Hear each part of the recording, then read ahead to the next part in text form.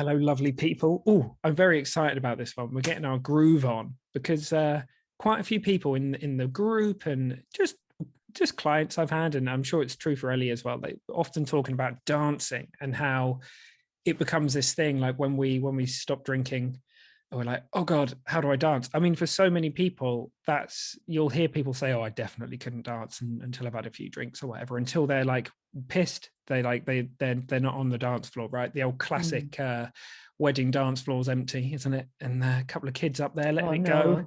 No, it always makes me feel a little bit sad when you be at a wedding. Not that I've been to a wedding for a very long time, and the dance floor's just really quiet until people have literally had enough to drink, and then there'll be some floor filler from the 80s, usually from my age group, that'll come on, and then it's like a stampede to the dance floor, but only when people are oiled enough.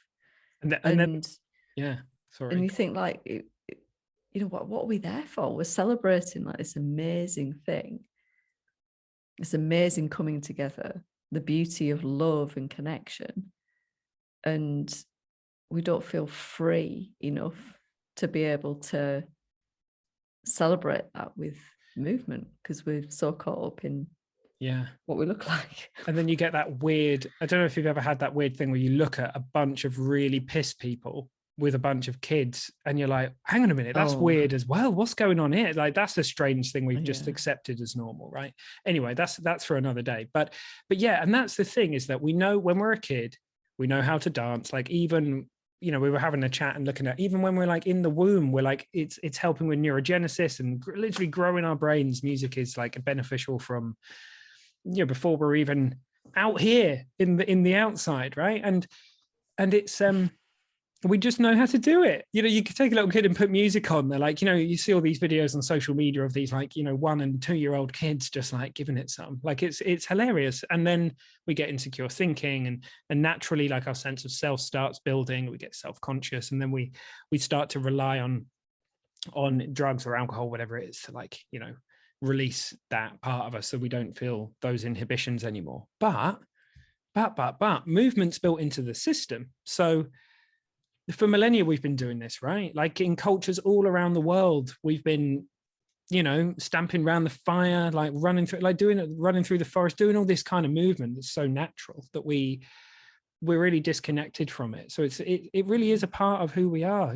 Tribal music, dance music has been around since way before like the advent of electronic music and all these different types of music that are with us now, right? So yeah, we wanted to put together a podcast covering a number of things. One, why is it cool to look in this direction? Like, why bother learning to like rock your groove when you're alcohol free? And then what are some of the things that we can do to like get ourselves into that space? Because it can feel like quite a big job or quite overwhelming for a lot of us, I think, right?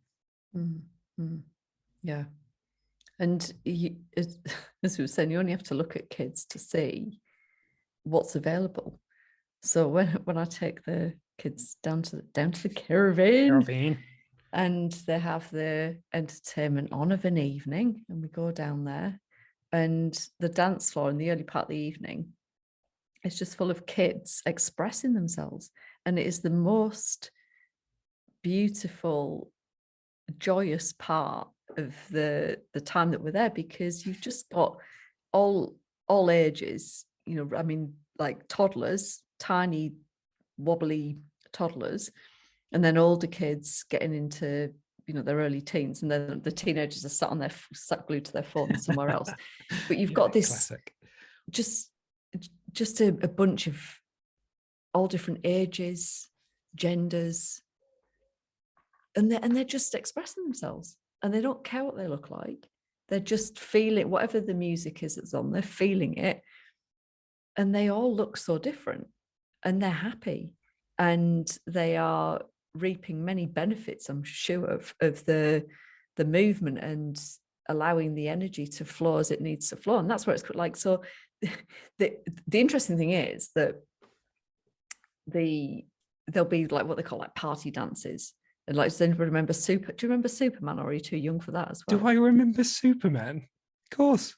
Like, not the film, but the song Superman, where you've got to comb your hair and... Yeah, no, I'm not going to sing it to you. There's a copyright on it. Trust me, YouTube copyright ain't picking up on you. It's not going match on that, is it? It's because it can't figure out my accent. It's like, what's this? There's no copyright problem. What is this? So yeah, Superman or something like that will come on, where there's clearly defined actions, and Macarena, all of that business, Baby Shark, all of those sorts of songs will come on. And then you've got what they call the troopers up at the front, and the troopers are doing the dance moves that somebody has decided are the dance moves, and then the kids are copying. And so there's this shift from pure expression and just feeling the music and doing what feels natural to them individually, to trying to conform to something. And within that, there are differing things going on. So there's like my eldest daughter, who's just like me, is trying to do it exactly as the person is doing it. And then it gets a bit stiff, because it's like, oh God, hang on, I've done that bit wrong, and kind of overthinking it. So you're very much like me in the dancing department. And then you've got some kids like my little Chester in the middle, and he's copying them, but with his own slant on it. And I mean, he's extreme when he dances, and it's wonderful to watch, with gay abandon. He's so good. He's just there. And then you've got some kids that just could not give a fuck what the dance moves are. They're just going to do their own thing anyway. So it's fascinating to see, because this is where some of it comes from, right? We want to, I hate the term fitting in, but that's what we want to do. So we start to become aware of ourselves, and we have this sense of separation, and we want to, if that primal need to belong, then it becomes more important to us cognitively to be, doing what everybody else is doing. And then it becomes a bit sticky. It's true. And it's funny, because this is one of the reasons why it's so worth doing, like, as in learning to let go and dance again and find your expression, is because if we're in a crowd or on our own or whatever it might be, and there's that sense of belonging when you look around and there's like however many thousands of people like jamming out to the same music that they all love, all with their own expression, like that's amazing. And as someone who used to literally, I was so into the rave scene, like it was my life. Like I used to, way back, the breakbeat and drum and bass society at uni and all sorts of weird stuff. Well, not weird, just fun stuff. But and I just lived and breathed it. And it wasn't all unicorns and rainbows. There was a lot of stuff that wasn't. but the part that was amazing was the like shared bond of like being with people in a room and dancing, and like, those moments of like those peak experiences where you're in a festival, and that's all on the menu. Where, like, if you've decided to make the decision to step away from alcohol, recreational drugs, whatever it might be, that's all on the menu. And not only that, but actually one of the best ways to get yourself high and feel good is just to dance. And it, and it's such a wonderful thing. You don't have to do it for very long, and your body will start kicking in its natural endorphins and make you feel good. And so I was telling you about a story before this, was my Ellie, of like the other day. So I don't know if anyone saw it the other day. I put a post out on social media of me and a few friends like dancing, just being stupid, and everybody in the picture is sober, right? No one's on anything, and or drinking or anything. Like, and this guy came out of the middle of nowhere. So there's me and my group of mates like dancing, and one of them's got a very particular style. My mate, he's like he's special dancing. It's very, very good. And this guy, I'm going to name him. It's that good. Who is it? No, I'm not gonna name him, because you never know. Like, he might not want me to name him, because he just have crowds of people messaging him. No, it's not them. Oh no, they know who it is. Trust me. Like they will not mind him getting this badge. Anyway, needless to say, not needless to say, what am I on about? Out of nowhere, this guy who's completely off his tree, he's completely off his nut. Like, he's obviously, he's having a good time, but he like comes bounding up, and he's like, "Oh, mate, like, oh mate, what are you on? And my mate gets asked this all the time. It's like, oh yeah, mate, endorphins. And this guy's like, oh yeah, fucking sweet man. Where did you get them from? It's like, oh, my body made them. And this guy was clearly lining himself up to purchase some of these endorphins for my friend. And then he slowly, the penny started dropping. And then he was like, no way, man. Like, how do you do that? And he's like, you just dance. And he's like, and then he's like, oh, respect. Yeah, this is sick. And that, to me, that's funny, because that's when people see people fully expressing and letting go like that, like they're 4 again or 5 again, they just don't care, just like with gay abandon, as you put it. I love that. People are like, oh, respect, I wish I could do that. But we can all do that. And it's the quickest way to feel good is by doing that. So that's one of the big reasons why I think it's a powerful thing to explore, even if you've never been someone who dances, that much. It can be really empowering to learn how to do that without a drop of anything in you. It's really cool. Well, it's just so good for the nervous system. Yeah. Whether you believe that you're an inverted commas good dancer or not, and you don't have to go into crowds of people to do this. You can just dance at home or car dance. I like to dance with the kids. Yeah. It's a really good way of shifting from one state to another. So if you're feeling a little depleted, you're getting towards the school run for the mums and dads out there that do the school run, and you're feeling that afternoon lull where you want to reach for it'd be me like shoveling handfuls of Maltesers in to try and get through the rest of the afternoon.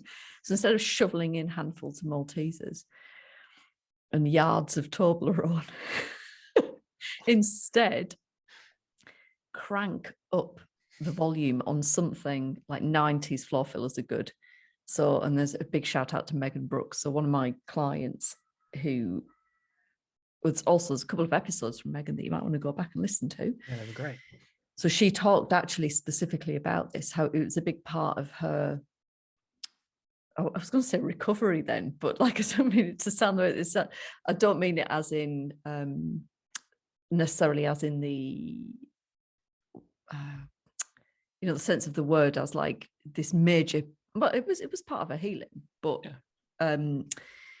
she talked about putting in specific, in the small group we're working with, putting in specific habits, and she talked about buying herself an Alexa.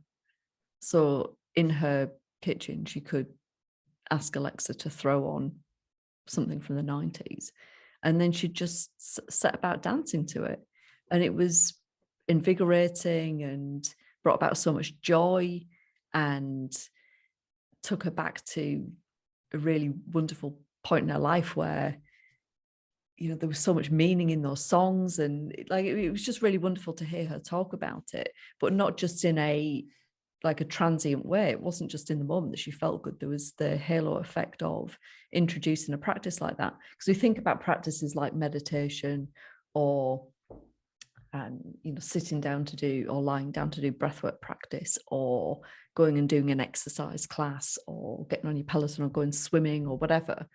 But dance it, there's no reason why it's available to all of us. Free. We can go just dance.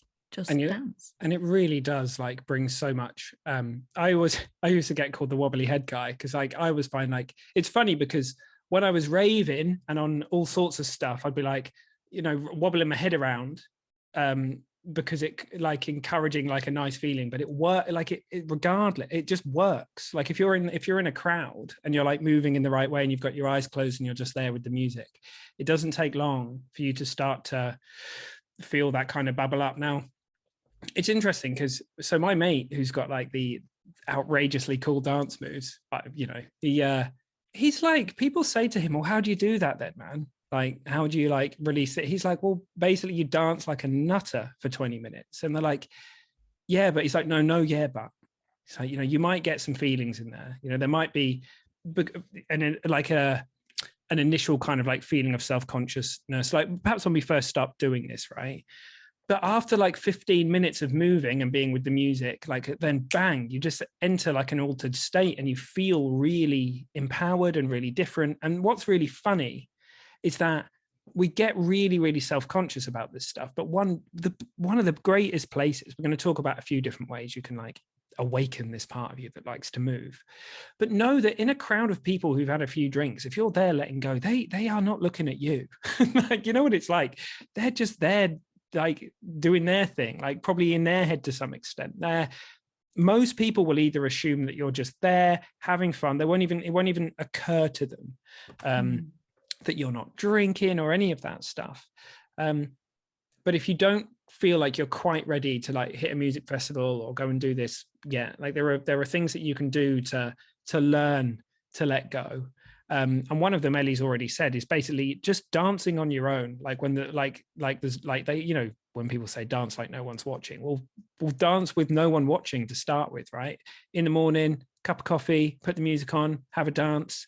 In the car, have a dance, whatever it might be. Like I've heard from so many people in a number of books, and I can remember, I think Holly Whitaker talking about it, quite a few people talking about how this has been one of their greatest healing moments of like realizing like, oh, I'm full of joy. Like it's been one of those moments where they've caught themselves mid-dance routine to a song, like when they weren't expecting it, and they've gone, I didn't even know that this was available to me. This is amazing, right? This is such a fun thing to do. So that's a big one, definitely, is just doing it with no one watching and just learning to let go. Yeah, because that letting go is it is giving you the option to access, like just you say, it's an altered state. It's like it's meditation. So you're going to have the opportunity to feel and sense a different part of you. And I don't even think I can describe it. Well, it can't be described, right? But it's there. And it's the falling away of all of the stuff that's blocking it. And that comes from letting go. So letting go through movement, like what a wonderful thing to do. See what happens. So that's definitely something to experiment with. And then there's so go into something organized like salsa, like where you're like, because if you go to a beginner's salsa class, right, where no one knows what they're doing, it's so much fun because it doesn't matter, you know, it doesn't matter. And I mean, I got a lot of things before I started going a bit more often to, because my partner Robin, she's a pretty good salsa dancer, and I'm not. So I started going to a few things and learning a few bits, and yeah, you get some thinking. Like the first time I went, I was like looking for any excuse not to. I was kind of like, yeah, well, maybe it's probably been cancelled by now. Like, you know, it's raining outside. Like, I don't know if it's the right day. Is it the right day? We could always start next. Anyway, I got there within 3 minutes. In fact, not even that, within 30 seconds, I was having a right old laugh, you know, because you're in that shared experience of, and if you're looking for a way to make pals as well, particularly the salsa scene, but the Latin dance scene as well, there's not that much drinking going on in that scene either, because most people are focused on the dancing. And, you know, if you're drunk, you're not going to be a great dancer. And so there isn't that much alcohol going on from what I can see, having been out in a few different cities in the UK. So that's a really cool entry point as well. Like, and that can really kind of like teach you that it's okay to like be a tit in the middle, in like with a bunch of people who don't know what they're doing, and learn to let go. And I can promise you that for many of us listening to this, there'll be loads of people going, oh, I could never do that.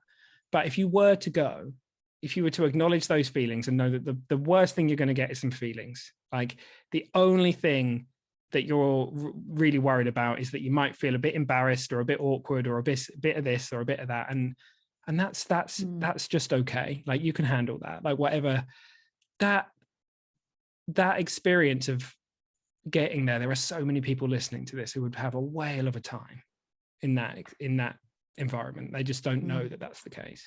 Yeah, 100%. I think it comes back to intention. It's like, what's the point of all of this? Because if your intention is to look good, then you're going to be full of thinking around whether or not you look good. But if your intention is to get into like that meditative state, into flow, into like you literally, because people will say like, how do I let go? Well, you just do. You just release the tension, you relax into it. So there's a really great place that, yeah, it's going to feel massively, what may feel massively uncomfortable, but you get to prove to yourself, well, what does really happen? And if you can surrender to it to the point of being instead of doing, then it's going to be a wonderful transformative experience for you. Yeah, and the letting go or the letting be is built in. So like a lot of people, one of the reasons why people love yoga, you'll hear them say, oh, it's the one time a week where I'm concentrating so hard on balancing and not falling over that my mind shuts up, or, you know, because it's what you pointed focus in one direction. And with salsa or with any kind of like dance that you're learning, whatever it is, hip hop, street, whatever, you are, you know, you're focusing on something, the flow, and then the letting go just happens naturally. You know, it's kind of like when you go to a party and when you're a kid and you're like, oh, and then like, you know, at the end of the party, you're like clinging onto the thing because your parents want to take you home and you're like, no, like it's the same process that's happening. We're supposed to feel a little bit like, oh, when we get there. And then that naturally will just fall away. But the other thing to know is that for anyone who's looking to maintain a social life in the evening, right? They want to go out, socialize, have fun, meet people romantically, whatever it might be. This is an opportunity for you, I promise you. And if you haven't considered it, seriously consider it, because in that space, you get to go out during the evening, right? You can go to places which are busy, where they've got lively atmosphere. Drinking is not the focus, dancing is the focus. It's a great way to meet people. Those people know people, they have socials outside. The thing about people that are going and doing those kinds of things is that they tend to be hanging out and doing other things together, going for dinner together. And if you're thinking like, how the bloody hell, like I'm in my 30s, 40s, 50s, 60s, 70s, how the bloody hell am I going to go out into my city or my town and meet people and make some new friendships? Like this is an amazing opportunity to do that. And everything you're feeling, other people are feeling as well, you know, and you like that shared, like you get there, you go into a beginner's class or something, there's going to be a number of other people that are feeling just like you, and you can bond over that. You know, all you have to say to someone else is, are you shit scared? And they're going to be like, yeah. And then within a minute, you've made connections and you're bonding with people. So, you know, if you're in your 20s, like if you're like, whatever's going on for you, dancing as a focal point to a night out is incredibly powerful. And when I, of all the people I've ever known who for whatever reason have never been a drinker or don't drink a lot. So I've known quite a few. It's funny, like I just remember over time, oh yeah, there was that guy at uni, he never drank. Like, and then there was a girl I knew in Poland, she never drank. My partner, Robin, she never drinks. But one thing they all had in common was the love of dance. They all went out dancing. That was what they did as their night out. That was the focal point, you know, conversation and then dance. So yeah, give it a go. Well, it's interesting, isn't it? How, like, when did it become so booze sucked? Because if I think back to like how my dear late Nana and Grandad, how they met was at the dance hall. So my granddad was a musician and he used to play the piano, and my Nana fell in love with his piano playing capabilities and his charming smile and his beautiful eyes and all of that. But nobody went to those places and got pissed, you know. They would go and talk and meet people and dance and enjoy music together. So where did it all become so booze soaked? I don't know. Who knows? Interesting. Maybe a topic for another podcast, because there's definitely been a switch, hasn't there? Over the course of the last 30, 40 years, things have really started to look different. Because you think about like what you were saying earlier on of like I don't go out clubbing these days, but I can I think the last time I went to an event, so went to see the Happy Mondays, right? And it was really last minute. And back in the day, still love the Happy Mondays. We go along to this event, and I don't think I've ever seen so many people like off their face in one place. And was it in Manchester? Where was it? No, it was in Cambridge. And it was massively, massively uncomfortable because it was just a bunch of old people on drugs, and it wasn't a good look. It was not a good look. And there was this guy that was being particularly annoying, like to the point of like harassing everyone. I mean, it was just ugh. So you couldn't enjoy the music, you couldn't enjoy the show. And, you know, bless them, they're getting on a bit themselves. So it was all a bit like, the whole thing was just a bit ropey.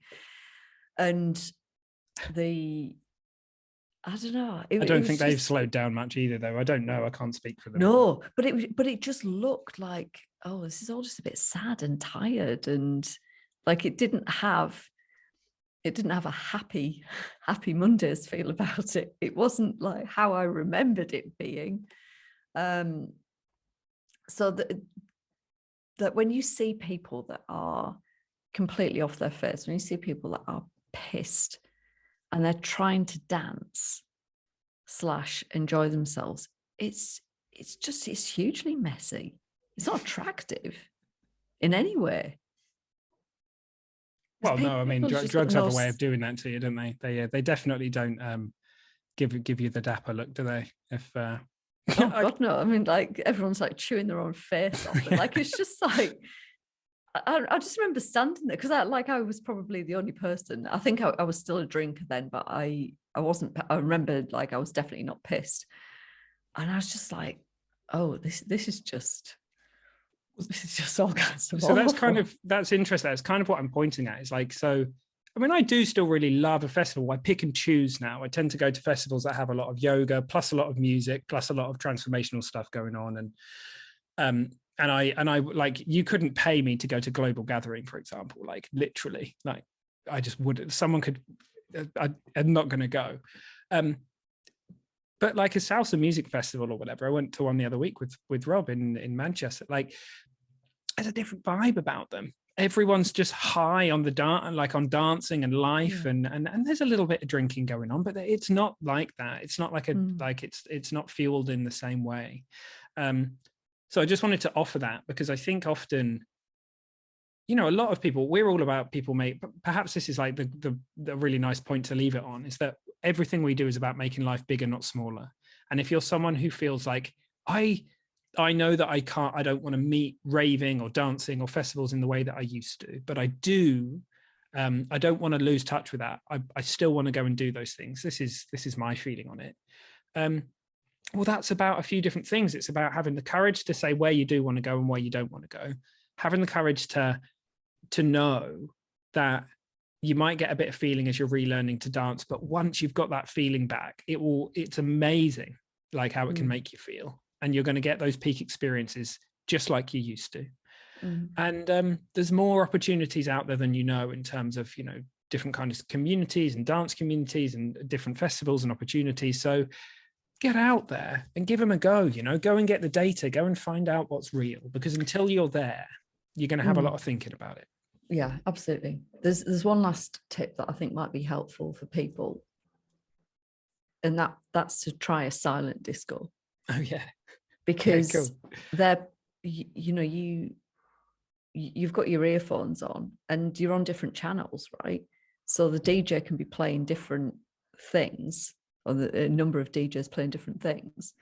And they're like, you're not trying to fit in and coordinate yourself with a bunch of other people because you don't know what anybody else is listening to until something comes on where it's plainly obvious what's on and you see everybody kind of erupt in the same way.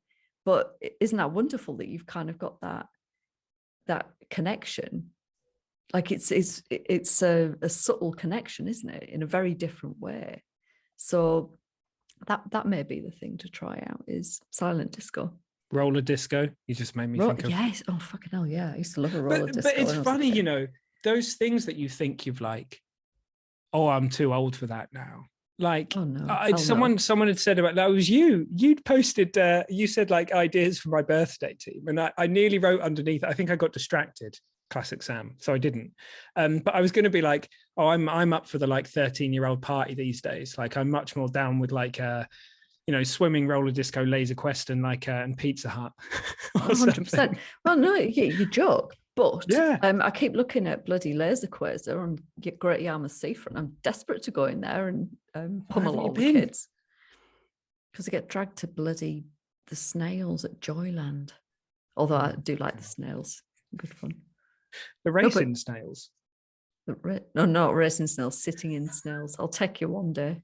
If we ever get to meet. I was thinking about this the other day. Is this in Yarmouth? Is this in Yarmouth? Yeah.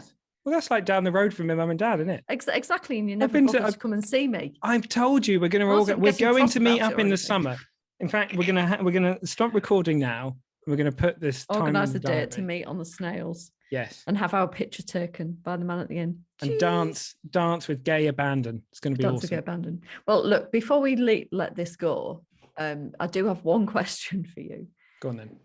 So when you're at these events with your friends that they love to dance, what do you do about? Because this is what I always think about with like dance floors and what have you. How do you manage that? If you've seen the Peter Kay sketch, I've seen most of them, yeah. Where he talks about like the song comes on and people want to dance and they get up to go and dance and then they start like half dancing as they go to the dance floor. Like, when's the appropriate time to start dancing? Oh, from the moment you get in. You do the whole. But do you have to get in there first? No, I mean, who is it? Is it on Friends? Is it Chandler? Who's got the belt loop? Is it Joey? Like where you do the belt loop dance, where you put your thumbs in your belt loops. Yeah. And you start, and so before you've even engaged your top body, your bottom body's wiggling. And like, as far as I'm concerned, I mean, you can ask. The other day, I said these words came out of my mouth. Rob, I think it's a real shame I didn't get into interpretive dance when I was younger. I think I could have. I mean, if you saw some of the things that happen in that lounge of me dancing around like an absolute, I don't even know what the descriptives are, but it's fair to say that I don't worry about any of that. When the music takes me, I just start grooving, and I just start grooving. I just think it's an interesting, like it's like a liminal space. It's like before the dance. You are the disco, so make like if there's no one on that dance floor, get up there. Oh yeah. Throw some shapes in the church of dance. That's what I say. I just wonder what happens in that space. It's like the space between an in-breath and an out-breath. There's a space. What the space between? Space between not dancing and dancing. No disco. No dance. The Peter Kay. And for those of you that are in the US that possibly don't know who Peter Kay is, a UK comedian, go and look him up. Go check it out. But yeah, there's that space. What's in that space? Go find out, people. Let us know. Yeah. Spirit, life, the endless potential of, that's a good place to leave it on. So let us know your top tips, team. Come into the Facebook group. Let us know your top tips. Tell us what's your signature Perhaps dance post some move. Videos. Hey, let's see Robot. it. Let's see it. And, let's see your signature dance move before we sign off. I don't know if, I mean, like, actually I do have one, but it would involve me. I used to do the worm a lot, but you're not. Don't do the worm anymore. You're not going to give us a quick shot of the worm? Not the worm. Pretty hard. Have you got wired headphones on? It'd be pretty difficult. Yeah, I'm just going to leave it at that. I'm just going to leave people's making their own image in their head. I like cave rocking. You're definitely too young for that. I don't even know what you're on about. Right, team, we love you. Ellie's going to teach me what cave rocking is. See you next week.